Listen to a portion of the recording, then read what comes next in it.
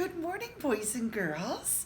You can probably see my kitty cat Maya sitting on the arm of the sofa with me. I know I've talked about Maya to you before, but now you actually get to see her. Isn't she cute, boys and girls? Our story today is called The Strange Case of Mr. Camel.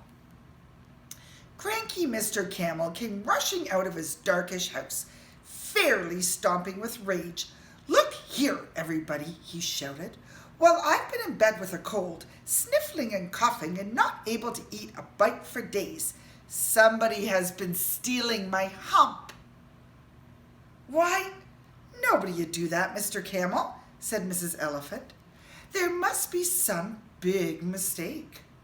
"Mistake, eh?" snorted Mr. Camel, turning around so everyone could see how little was left of his hump. "It's robbery, and I'm going to call the police." "That's hardly necessary," said Mrs. Elephant, "especially since we have no police.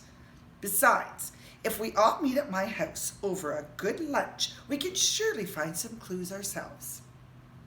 "I doubt it," grumbled Mr. Camel.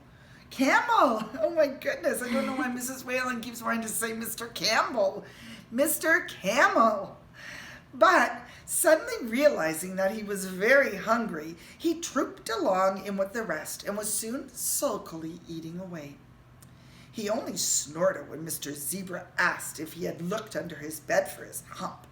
He glared when timid Mrs. Giraffe asked if he was sure he had a hump. And when Mr. Rhinoceros, looking most mysterious, asked where he'd last seen his hump, Mr. Camel threw down his napkin. "Right on top of my back, of course," he cried. "Right where it always was. Right there." He turned around to point at the exact spot. And there, right where it should have been, and looking quite as big and humpy as ever, was Mr. Camel's lost hump. "Who put it there?" shouted Mr. Camel. "Who put it back while I wasn't looking?" "Nobody did," said Mr. Rhinoceros, "because I was looking. And I observed that the more you ate, the bigger your hump grew." "Oh my," cried Mr. Camel. "Oh yes, of course, I just forgot. That's what my hump is for storing extra food. So when I wasn't eating, there was no extra. And when my hump just melted away, sort of, that's why." And he did look so silly that Mrs. Elephant gave him an extra large helping of date pudding.